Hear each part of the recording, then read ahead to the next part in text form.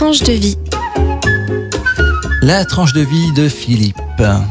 Eh oui, eh ben dites donc, ce que c'est que de nous les copains. Figurez-vous qu'hier matin, je me réveille avec mal partout. Bon, j'allais dire comme d'habitude, mais là, un peu plus pire. Mal les reins, les genoux, tout ça, mais surtout les reins, les lombaires plus précisément.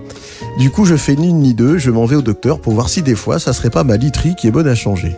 Bah Fais ouais. gaffe, en fait, ça pourrait être à cause des règles. Hein. Eh ben non, pas chez moi, a priori. Normalement, il est à peu près tranquille. Hein. Oui, a priori, c'est bon, il n'y a plus rien.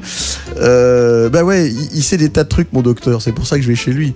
Bref, il me regarde, il m'ausculte et tout ça, et il me dit que non, que ça doit pas être ma literie, vu qu'elle est pas si vieille que ça, et que même le fait qu'on ait à l'époque changé que le matelas et pas le sommier, bah ça change rien à la chose. Donc il me donne les coordonnées de son kiné, et je me retourne chez moi pour affronter mes pages blanches. Conscient qu'à mon âge, je commence à avoir des douleurs de vieux, que c'est normal ma foi, et que je dois apprendre à vivre avec, et faire avec ou sans. Et en rentrant, je mets la radio pour écouter les nouvelles du jour, et là, le choc. J'apprends avec effroi que je suis beaucoup plus âgé que je ne le pensais. Bah ouais, voilà pas que la radio m'annonce froidement et sans sourciller que suite à des erreurs, mais qui n'en fait pas, on s'est planté de 100 000 ans sur mon âge. Rien que ça, 100 000 ans. Alors je comprends mieux du coup, je me retrouve avec des douleurs de super vieux. 100 000 ans. Mais bon, rigolez pas vous autres de l'autre côté de votre poste, parce que si j'ai bien compris, c'est pareil pour tout le monde. Donc pour vous aussi.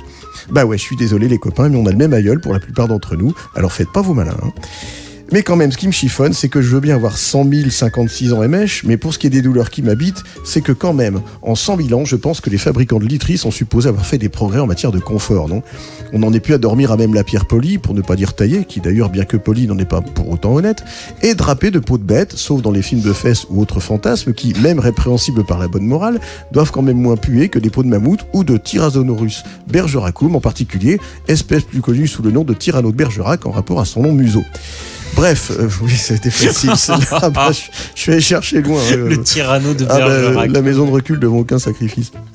Bref, on ne va pas me dire tout de même que les seuls progrès réalisés en la matière sont le remplacement des draps de sous couverture par des couettes en 100 000 ans. Alors je pose la question, dans quoi ou sur quoi que dormait l'homo sapiens pour que nous, on ne supporte même plus de dormir sur du truc multispire ou qu'on peut vivre sa vie sans réveiller l'autre, sa nuit.